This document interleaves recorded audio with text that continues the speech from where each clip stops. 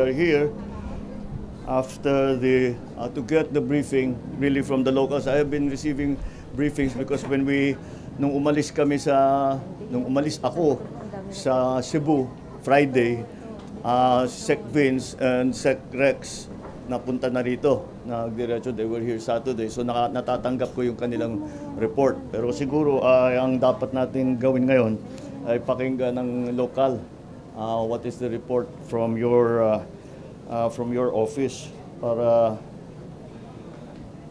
alam namin yung kailangan namin gawin. Gov. Nelson, sige, please go ahead. Magandang araw po sa atin lahat. Maraming salamat, kagalang-galang na Presidente Ferdinand Marcos, sa inyong pagdalaw dito sa probinsya ng Davao Oriental, 10 ng ating mga Cabinet Secretary and other national agencies. Summary of effect as of October 13, 2025, Municipality of Boston, number of affected families 4,662. Ang partially damaged po is 31 houses. Ang internal displaced person, number of families is 1,667. Sa Municipality of Katiil, number of families affected, 18,087. Totally damaged, 5 houses. Partially damaged, 1,082. Internally displaced person, 11,597. Injured, 23. Municipality of Baganga, number of families affected is 11,195.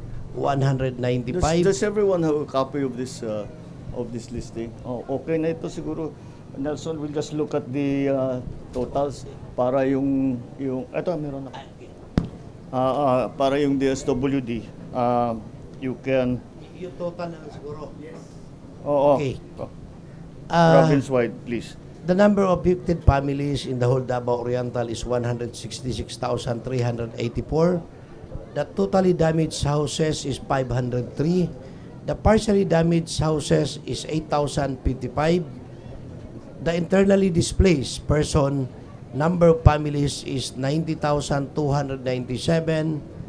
Individuals is 65,716. Death is 3. Injured is 323. Yun po yung total houses and injured and death na mga tao dito sa probinsya ng Davao Oriental. Alright. Wala pa dito yung mga public buildings. Gaya ng ospital, yung mga eskwela. Wala pa po, hindi kasama yung... Hindi pa kompleto yung assessment, ano, Vince? They haven't completed kung pwedeng gamitin o hindi. Matatapos po siguro, Mr. President, within the day? Oh, okay. Very good. All right. Yes po, yes po. Na at least malaman natin kung alin sa mga buildings ang hindi na magamit, yung mga iba na pwede pang i-repair, and then we'll have to budget it. We'll have to, because we're coming to the end of the year, everybody's starting to feel the pinch. Anyway,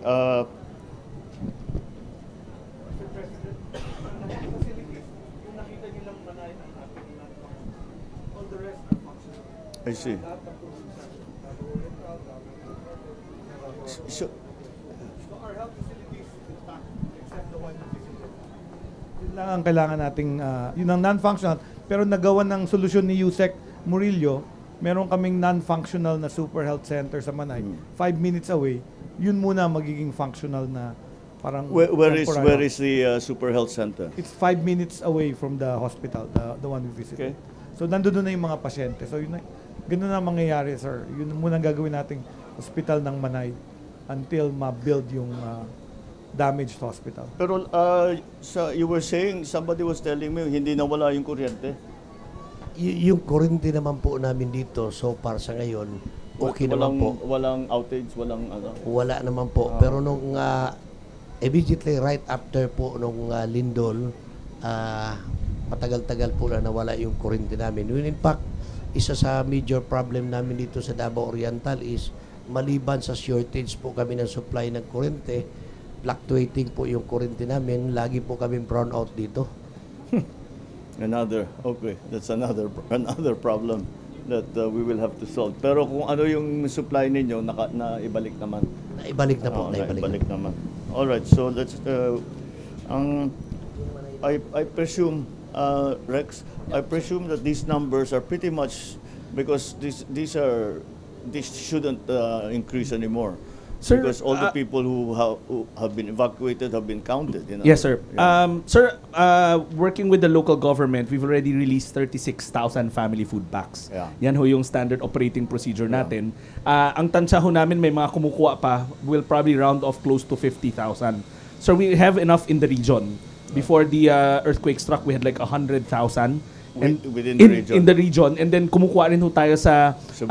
sa Caraga. Caraga. Malapit rin ho sila. So meron rin tayong 200,000 doon. Okay. So mas malapit ho kasi yung iba sa Caraga eh. So doon na rin ho kami kumukuha. But we have more than enough food supplies, sir. And then the partially and totally damaged, sabi ko na lang ho sa mga governor and mayors, kokolate na lang namin so that we can prepare the cash assistance na ho, sir.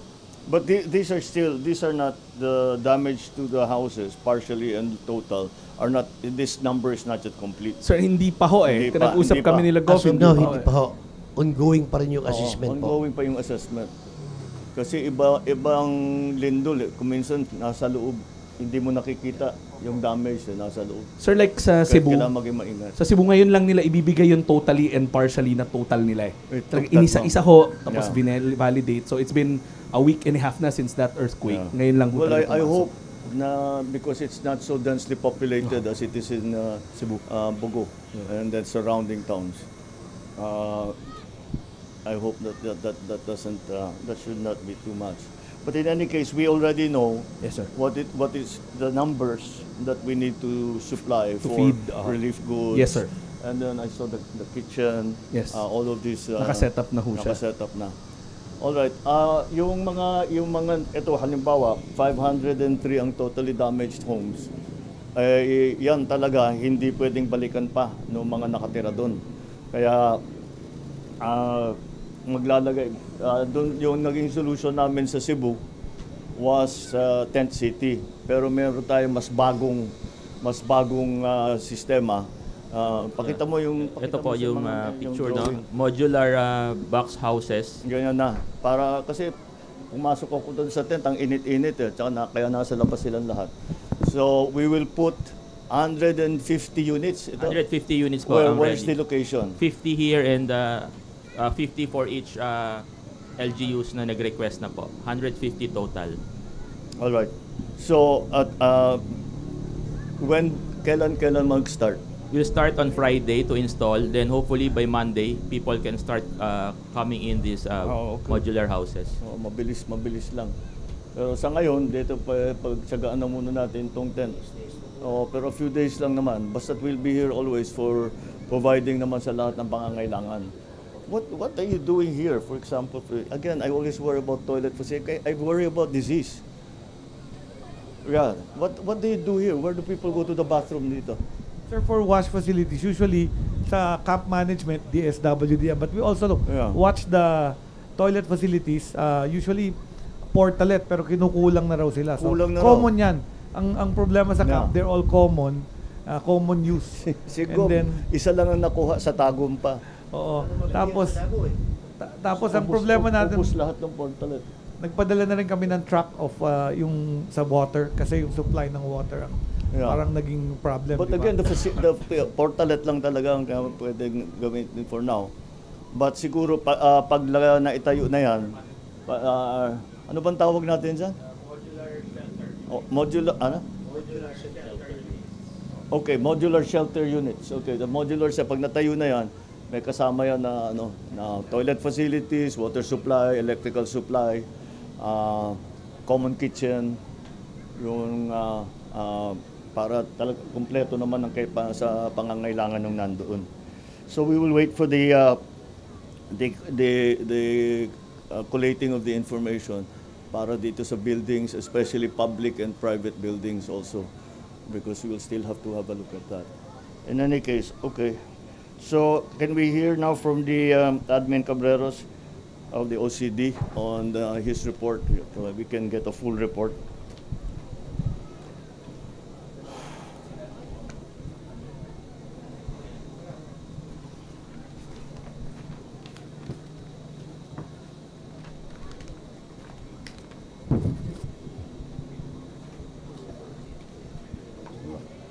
Good noon to everyone. Good noon to our President.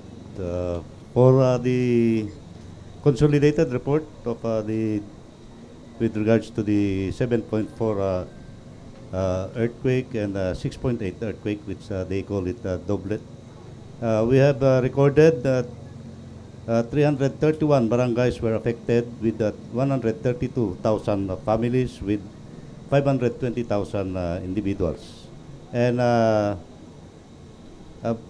due to the tsunami warning, there were preemptive evacuation conducted, wherein there were 2,725 families were evacuated. Likewise, as of immediately after the aftermath of the earthquake, we have recorded 18. Sorry. I cannot see. 18 evacuation centers established with 2,000 evacuees inside the evacuation centers. And there are also 52 outside evacuation centers with 192 persons, 192,000 persons outside the evacuation centers. And on casualties, we have recorded 8 and 389 injured without a missing person. For damaged houses, we have recorded 2,102 total damages with 298 totally damaged and 1,804 partially damaged. On the status of lifelines, everything has been restored, except for some roads which are still under repair, and 5 roads and 3 bridges. For power, telecom, water were all restored. So after the earthquake, or during the earthquake, there were a suspension of classes and work. There were 163 LGUs who suspended classes and 142 LGUs suspended work. For our assistance, sir, we already provided a total of 27 million pesos to affected families. Likewise, the DSWD already provided 26,539,962 pesos worth of food and non-food items, benefiting 24,358 families. For our search and rescue and retrieval, the AFP and other uniform personnel have deployed 1,819 personnel in using 194 assets during the evacuation of the families in affected areas. And for the DOH, they have deployed medical and assessment teams in different areas, particularly in addressing the psychosocial effects of the earthquake. So that's the gathered information, and we are still gathering more information, particularly on the damaged houses. Well, the infrastructure is still going to be is still not complete. Although the evacuees, the number is, I'm pretty confident that that's already a good working number that we have. All right. So looking at the report from OCD, so we will have to be we will need to be providing for the total evacuees for all of the in and out of the evacuation centers. Yeah, which is our usual practice, which comes up to about 211.63. 250,000. Is that about right? Yes, sir. Altogether. Yeah. Okay. So we'll deploy kitchens and the usual thing. Yeah. How do we get the hot food to people who are outside of the evacuation center? Or do we Sir, hindi yun na? food packs talaga Food ho pack yun. talaga. Food packs yun. Well, as long as we can provide cash assistance, Yes, sir. they're probably staying with their Relatives, friend, neighbor, so- relative, yeah. So they can cook. Yes, sir. So yung pagkain na lang. So anyway, all right. So okay. Yes, that's the one. All right. So for all the local executives, ito lang, this is what we have decided to provide. This is what we think. Sorry, it's not what we decided to provide. It is what we can see is going to be the necessary support that we are going to give. So that's what I was talking about. We have now the kitchens, we have the tent cities, but we will change the tent cities into the modular shelters that we have found to be mas matibay, mas komportable, para kahit na medyo matagalan. Kasi yung infrastructure, pagka i-rehabilitate at saka rebuild, matagal ng kaunti yan eh. So we will have to find a place na maganda naman ng kanilang lagay. So we are providing meals from the mobile kitchen. Magbibigay din tayo ng 10,000 piso para sa mga pamilyang tuluyang nasira na ang tahanan, para mayroon silang pambili. Kung naman meron silang pambili para ayusin nila, kung baka kaya na nilang umpisahan, ayusin yung kanilang bahay. So from the Office of the President, we have put aside 50 million pesos for the province of Davao Oriental. We have put aside 15 million pesos for the municipalities of Manay, Banay, and Lupon. 10 million pesos para sa lungsod ng Mati, Tarragona, Baganga, Boston at Catil. Tigli 5 milyong piso sa municipality na Caraga at San Isidro at 3 milyong piso para sa municipality ng Governor Generoso. So para sa it's up to the LGU kung paano nyo gagamitin ito. Yung iba ginagamit para pang-augment doon sa ginagawa ng DSWD. But the reason na binibigay namin itong pondo sa inyo, dahil as a former governor, I know that lahat ng bawat lugar may kaibahan sa pangangailangan. Yung iba kailangan ayusin yung water supply. Yung iba kailangan buksan yung kalsada. Iba-iba. And that's why ang thinking namin, ibigay na lang namin sa inyo yung pondo. Mas alam ninyo kaysa sa amin ang pangangailangan dun sa area ninyo. Kaya't yan ang aming gagawin.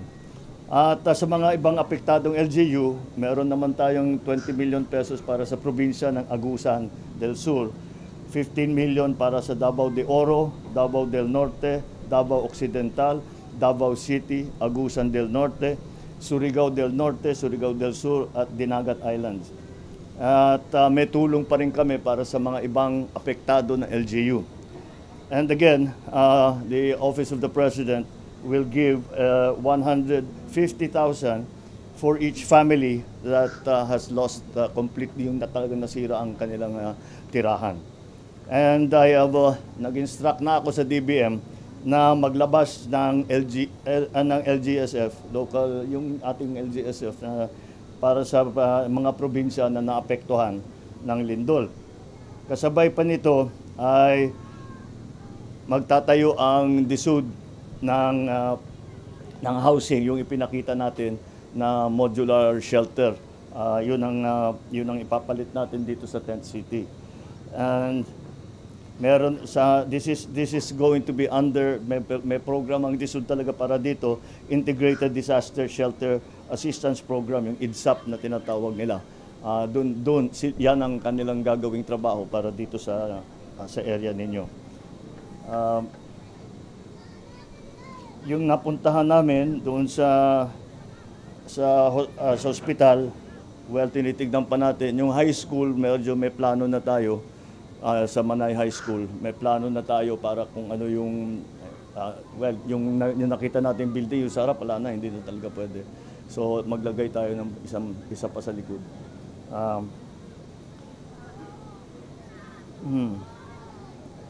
Ngayon, okay, ang DPWH ay yung mga kayang ayusin na infrastructure, yung mga minor damage, yung tinatawag na minor damage lang, gagamitin nila yung QRF nila, yung Quick Response Fund, which we have to replenish. So, but anyway, that's what, yun ang mga ating gagawin. 150 modular housing units, ayan, napag-usapan na natin. At magdadala rin ang DSUD ng 5 milyong pisong halaga ng raw material. Para hindi na ito yung trapal, yung talagang 2x2 na mga martilyo, mga pako, para maumpisahan na. Tapos magagamit yung tulong ng DSWD, yung kanilang hawak na cash, para meron kung ano yung kanilang pangangailangan. Kasi ang ano namin dyan, pagka na-displace ang tao, iba-ibang, tama, nakakatiyak tayo na may pagkain man sila, may tubig sila. So, may shelter sila. Pero bawat pamilya have the different needs. Kung may sanggol, may siyempre yung kailangan yung gatas, yung kung ano yung mga diaper, kung may matanda, yung maintenance na gamot.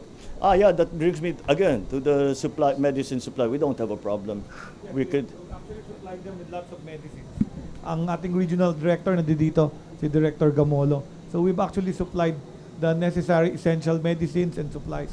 Nakita ko yung listahan and report sa akin. At yung truck ng mga gamot na dinistribute dito sa mga evacuation center. May medical doctors din tayo dyan sa mga At saka yung mga teams natin, dito sa mga evac centers, di ba? Yes. I suppose if you're going to have 50 units in 3 different places, pwede nang more or less semi-permanent na yung medical team doon. Maiiwan na sila doon hanggang Yes, put up a small clinic there. Usually one clinic per group of families. Yeah. Ganun po ang setup. Okay.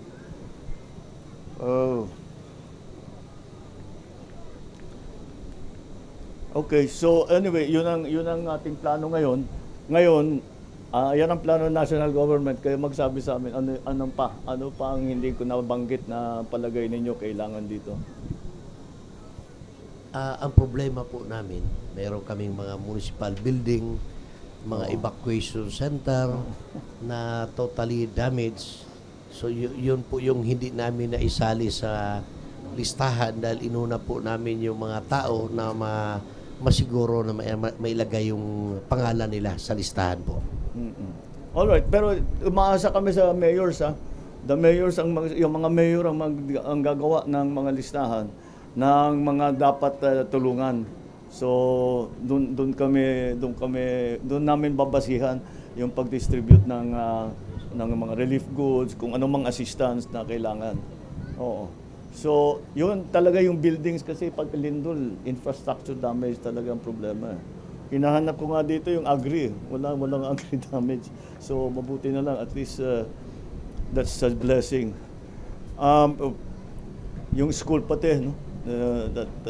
How many of the... Sir, besides the high school that you went to? 900, sa whole region 918 yung totally damaged, sir. So, we will have to work with Sec Vince dun sa QRF and then also dun sa new classrooms. Na lang namin. Tama si Sec Vince, sir. If we can build, mas malaki na yung i-construct kaysa nung sa nasira. Para anticipatory na rin yung parang build back better, sir. Yun ang napag-usapan namin. Kasi pagka gumagawa tayo ng evacuation center, ng eskwela, meron dyan standard design. Sabi ko kay Sec Vince, pag-aralan nila, alam naman natin kung saan banda yung lindol, kung nasaan yung fault line. Diyan magkakalindol. So yung mga area na ganun, dapat pag-isipan natin na medyo mas matibay-tibay para pagkaganto ay hindi naman masira. Pati na rin sa mga eskwelahan, yung mga madalas daanan, pati na yung sa typhoon, yung madalas daanan ng bagyo, kayo hindi nyo problema yan. Pero sa ibang lugar, yung madalas daanan ng bagyo, ganun na rin. We have to keep that in mind na these are more delicate areas when it comes to that. Alright, so patuloy lang yung gagawin natin na Gov. Nelson, yung sa pag-assess ng mga buildings para malaman natin kung ano ba talaga yung damage at saka anong kailangan, yung ibang pwede pang i-repair kung ano pang kailangan at yung hindi na ma-repair, kung ano yung gagawin natin, magtatayo tayo ng mga bago. Oo. Alright, that's I think that's all that these are all the issues we've tried to cover for today.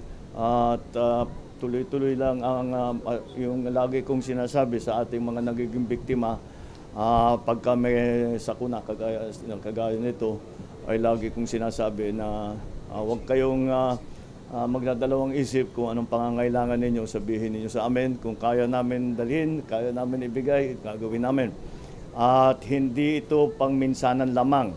Hindi kami aalis dito, hindi aalis ang DSWD, ang DOH, ang DPWH, lahat na yang DSUD, ang at CDO, lahat wala sa aming aalis dito hangga't lahat ng the citizens na natamaan ay nakabalik na sa more or less na normal na buhay. Hindi na nangangailangan ng relief goods, hindi na nangangailangan ng shelter, hindi na nangangailangan ng gamot, hindi na at least na emergency yun ang ating gagawin. So that's our job. So we have to do this together with the local government.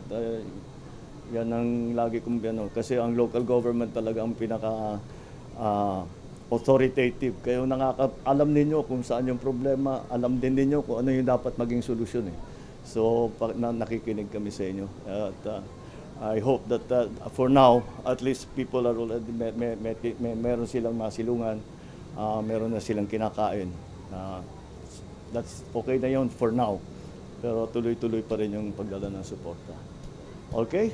Any other matters that anybody wants to bring up? Mr. President, Sige, good afternoon po. In behalf po of the people of Tarragona, we wish to extend our heartfelt gratitude po for you po and for our agencies na nandito po for the immediate response, especially po for DSWD and with the rest of the attached agencies. Maraming salamat po talaga. Hindi po nahirapan kami sa local government because of the interventions. Although nasagot naman po yung mga kailangan po namin, short term, medium term, and long term. Sa short term po, alam ko pong nandito si DSWD, but we are looking into yung sustainability po ng food requirement ng aming mga evacuees, knowing na marami po kaming severely damaged na houses, totally damaged houses, so they will be staying longer. I'm afraid baka kukulangin po kami sa pagkain and all other needs of our evacuees, no? And for the medium term naman po, we wish to say thank you very much to DSWD and DSUD who wish us to extend financial assistance. And for the long term, we're also expecting, Mr. President, livelihood program for our constituents, knowing that Tarragona has 34.47% poverty incidence, the second highest in Davao Oriental. And most of our victims are all farmers. So we're leaning towards giving livelihood opportunities for our farmers. And lastly, Mr. President, all our essential facilities, infrastructure facilities are already affected, especially the one we visited, the evacuation center, which we temporarily use also as a classroom for our tertiary school. Temporary po kasi namin ginagamit ito. I'm afraid na baka po nag-resume itong klase po, wala pong matuluyan yung aming mga estudyante. Ito nga pong local college namin kasi wala na po itong aming evacuation center, the regional evacuation center and the municipal provincial evacuation center po. While we will be submitting, Mr. President, other yun yung naapektuhan, mga roads that connects our farms to our markets, yun po ang isa sa challenge namin ngayon. Alam ko pong nandyan kayo, but we're afraid na baka po kukulangin dun po kami sa local government unit. We will be writing a formal letter. Ano mapuputol yung food supply ninyo? Saan kayo kumukuha ng pagkain ngayon? what I'm referring, Mr. President, is itong mga pagkain na itong community kitchen na ginagawa namin ngayon. Kasi ang nangyayari, nandito si DSWD, nandito si Philippine Red Cross, and then during dinner, meron din po kami community kitchen sa local government. Yun nga po sana ang i-request ko na baka po ma-sustain hanggang meron po tayong evacuees po sa ating tent city. Yes, sir. Well, We can assure the mayor that. Yun talaga yun ang sinasabi ko sa inyo. Yes, Hindi sir. kami alis dito hanggang Yes, sir. Thank you more very or much less, for that. hindi naman masabi namin bumalik sa dati, pero more or less normal na yung buhay ng mga naging biktima. Oo. Pero saan kayo kumukuha ng pagkain? Sa ngayon, sir, wala kaming palengke kasi nga naka-code red ang mga facilities so namin. we'll have to bring it in. No, yan ang gawin na ng local government, yan gamitin niyo yung pera na ibibigay namin. Yes, sir. Yun ang gamitin niyo, maghanap na kayo ng supplier. Opo, Bago pa maubos yung nasa atin. Di Yes, ba? Magplano na tayo ahead. Huwag na nating antayin na maubusan. Maisipin natin kailan kaya muna kung ilang buwan pa to.